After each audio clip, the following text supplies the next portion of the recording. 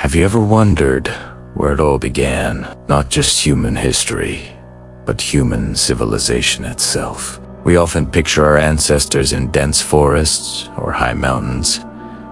But the truth is, the story of civilization isn't written in the woods or on the peaks.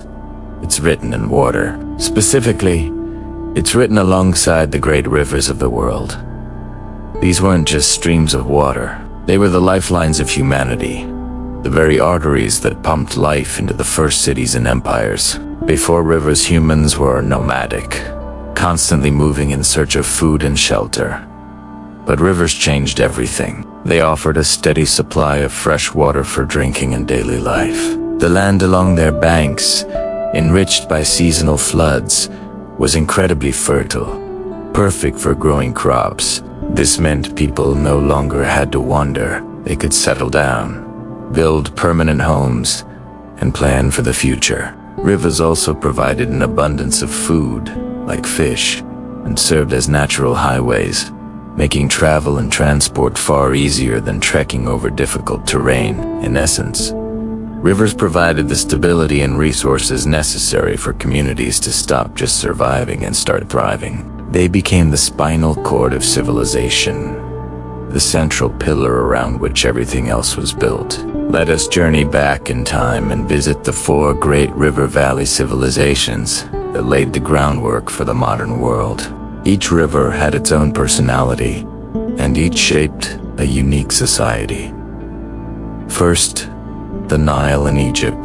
The Nile was remarkably predictable. Its annual floods were gentle and regular, arriving like clockwork each year to deposit a rich layer of silt. This made farming incredibly stable and productive. The Egyptians could plan their agricultural calendar with amazing precision, leading to consistent food surpluses.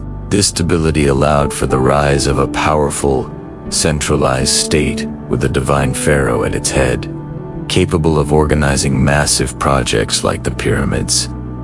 The Nile wasn't just a river. It was the source of order and prosperity. Next, we traveled to Mesopotamia, the land between 2 rivers, the Tigris and the Euphrates. Unlike the calm Nile, these rivers were wild and unpredictable. Their floods could be violent and destructive, wiping out crops and settlements. To survive, the Mesopotamians had to become master engineers. They developed sophisticated systems of canals and dikes to control the floodwaters and divert them to their fields. This constant struggle against nature fostered innovation and the need for a complex social organization to manage the irrigation projects. It's here we see the birth of the first cities and written laws, all born from the need to tame the 2 rivers. Now, let's head to the Indian subcontinent, to the Indus River Valley. The civilization that flourished here was remarkable for its incredible urban planning. Cities like Mohenjo-daro and Harappa had grid-like street layouts, advanced drainage systems, and even indoor plumbing. This suggests a highly organized, centralized society that placed a strong emphasis on public health and sanitation, all made possible by their mastery of the Indus River's resources. The river enabled a complex society that valued order and cleanliness to a degree unseen anywhere else at the time. Finally, we arrive in China, at the banks of the Yellow River, often called the cradle of Chinese civilization. The river gets its name from the fine, yellow silt, or loess, that it carries, which created some of the most fertile agricultural land in the ancient world. But the Yellow River was also notoriously dangerous, prone to devastating floods that earned it the name China's Sorrow.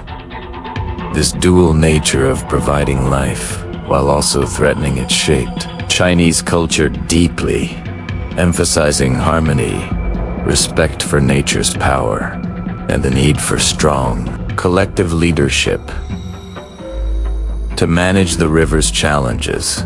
Each river, the predictable Nile, the wild Tigris and Euphrates, the orderly Indus, And the powerful Yellow River presented a different set of challenges and opportunities. And in responding to them, humanity developed four distinct and foundational civilizations. The need to control and harness the power of these rivers sparked an engineering revolution. Think about it.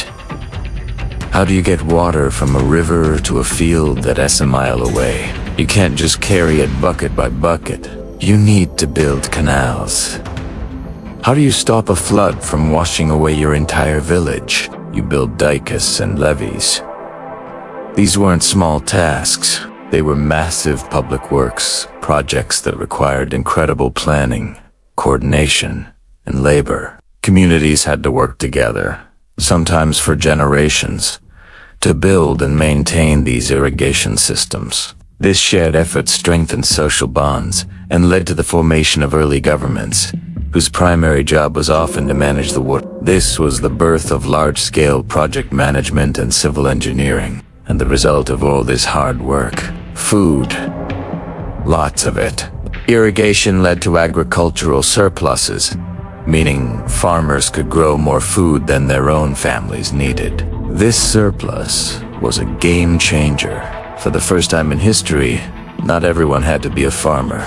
This extra food could support a whole new class of people: priests, soldiers, artisans, scholars, and rulers. It allowed for specialization. People could now dedicate their lives to pottery, metalworking, writing, or studying the stars. Rivers, by enabling surplus food, created the first complex economies and allowed for the flowering of art, culture, and science.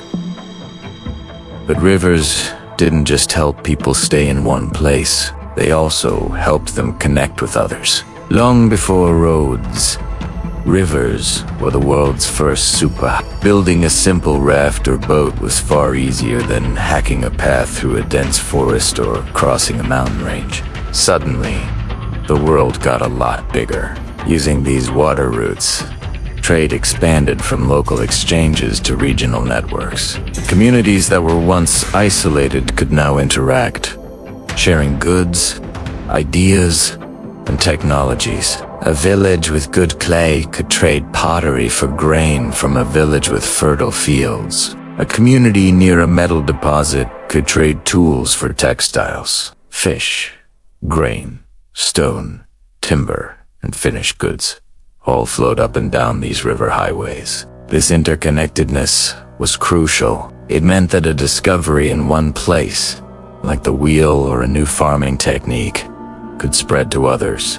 It also meant that different cultures began to meet and influence one another. This exchange of goods and knowledge accelerated progress at an incredible rate. The rivers weren't just channels of water. They were channels of commerce and culture, linking disparate groups into a larger, more dynamic human network. Given how central rivers were to every aspect of life survival, food, wealth, and community, it's no surprise that they took on a powerful spiritual meaning. In a world without modern science, the life-giving power of a river seemed magical, divine. Many ancient cultures didn't just respect the rivers, they worshipped. Rivers were often seen as gods themselves, or as the gifts of benevolent deities. The cycles of the river, the annual flood, the dry season, the flow of the current were woven into the very fabric of their religious beliefs. The Egyptians saw the Nile's flood as the annual arrival of the god Hapi, who brought fertility to the land.